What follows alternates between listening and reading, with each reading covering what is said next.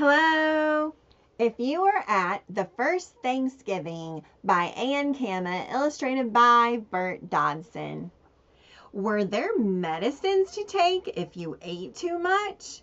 Yes, but the Pilgrims didn't have drugstores. They grew their medicines in their gardens. Their medicines were plants called herbs, and there was an herb for nearly every ailment. If you got a bruise, you put marjoram on it. Rosemary was good for toothaches. If you ate too much at the feast and got a stomach ache, your mother would have made you a drink with peppermint leaves. That probably would have made you feel better in no time.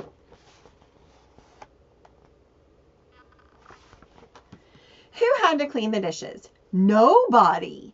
The Pilgrims didn't clean their dishes with soap and water the way we do today. The women and girls just rinsed the pottery bowls, wooden platters, cups, knives, and spoons, and put them back on the shelf. Napkins were washed only once a month. You can imagine how dirty they got. But the Pilgrims weren't bothered by dirt the way we are.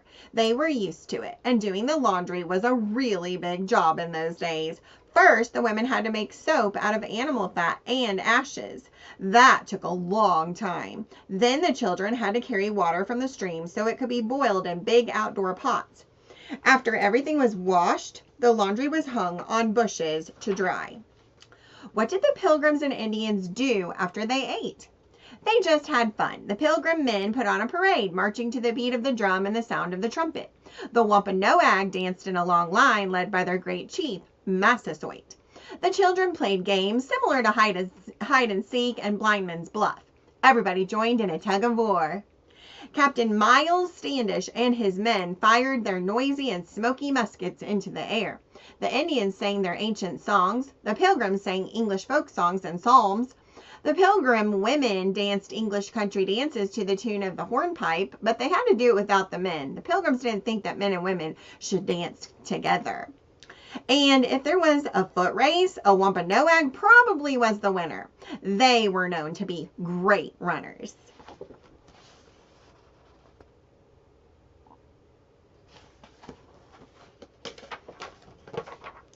Where did all the guests sleep? The Indians celebrated with the Pilgrims for 3 days, but the Pilgrims didn't have room in their tiny houses for 90 guests to stay overnight. The Wampanoag guests slept outdoors under the stars, or perhaps under some shelters they made out of branches.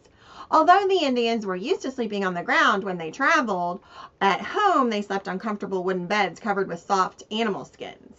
Massasoit was a very important chief, so maybe he stayed with Wampanoag, his special ambassador who lived in Plymouth, if Wampanoag had finished building his house by that time. What might you have heard before falling asleep? Singing.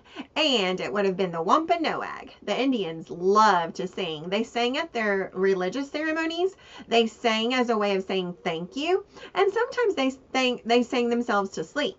We know this from Edward Winslow, one of the few Pilgrims who slept overnight in Massasoit's village.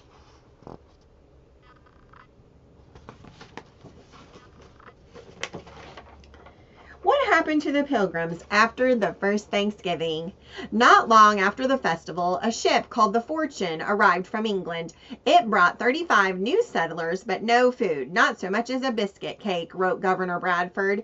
So the Pilgrims had to share their food with all the newcomers. But the Pilgrims were not discouraged. They thought there was much to be thankful for. Less than a year earlier, they had landed in a wild and unknown land. Half of their people had died from hunger and cold the first winter. Now everything was changed. They had houses to live in, nobody was sick, and they had learned how to grow food in their new land.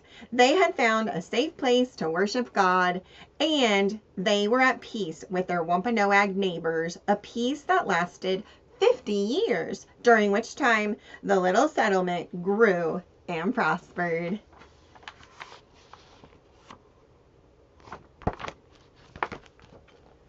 Goodbye.